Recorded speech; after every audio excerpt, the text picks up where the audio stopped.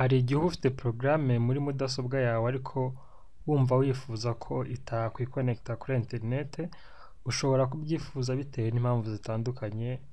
Wenda iyo porogaramu ishobora kuba yikonekita kuri interineti igakoresha amabandozi yawe, wenda idawunilodinga ibintu cyangwa se yiyapudetinga ako kanya, cyangwa se izana ama adivatsi menshi cyane kuri mashine yawe bigatuma wumva bigusitresheje. Ndetse hari n'izindi mpamvu nyinshi zishobora gutuma wumva wifuza guhagarika porogaramu ntizajye yikonekita kuri interineti utabishatse. Icyo gihe rero ushobora gukoresha uburyo bwa firewall iyo porogaramu ukayihagarika ku buryo itazongera kwikonekita kuri interineti ukundi. Icya mbere ukora ujya kuri control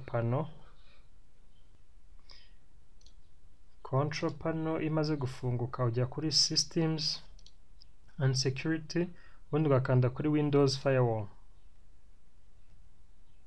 Windows firewall iyo imaze gufunguka ukanda kuri advanced settings, ugahita ukanda kuri outbound rules. Hanyuma iyo outbound rules ije uhita ubona porogaramu ziburotse n'izikora. Nawe iyo ushaka kubloka indi porogaramu ukanda kuri new rule. New rule yaza ugahitamo porogaramu kandi ushaka kubloka, ugakanda next. This program path ugahitamo iyo porogaramu aho iri.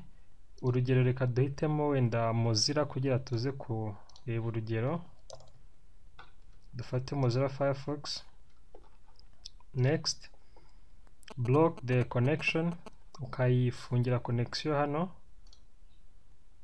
Hanyuma ugahitamo niba ari ushaka gufunga igihe yikonekise kuri network ziri muri public nka wifi z'ubuntu, cyangwa se ari network ziri prive nk'igihe ukoresheje modem cyangwa network yawe bwite, cyangwa n'ibindi, cyangwa se byose ukabihagarika.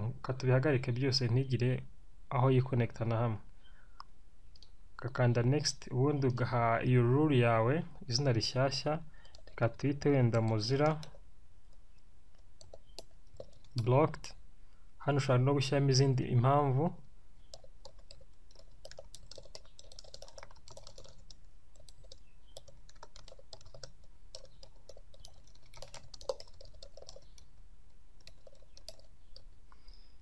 Zizakwibutsa igihe kizaza umenye impamvu wari wayihagaritse.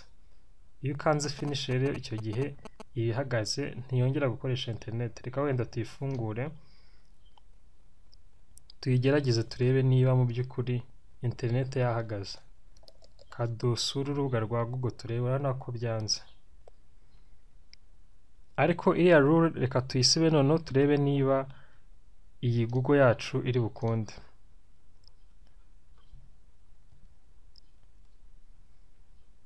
Urongera ukaza kuri outbound rules, dore ngiyi aho iba yaje. So ukanda delete ukayisiba. Noneho reka turefreshinge turebe mu by'ukuri niba noneho Google iri bufunguke. Urabona ko noneho ihise ikora kuko interineti tuyiyemereye. Ni gutyo rero wafunga porogaramu izo arizo zose wumva utifuza ko zakoresha interineti yawe utabishaka, ko hari porogaramu ziyikoresha mu gihe wumva udashaka ko ziyikoresha. So waza kuri outbound rules ukazibloka zose, ukajya wemerera izo ushaka ko ziyikoresha gusa, cyangwa se ushaka ko izajya ikoresha interineti za public gusa. Ubwo icyo gihe uraza ugacekinga public yonyine, ubwo private ntuyemerere.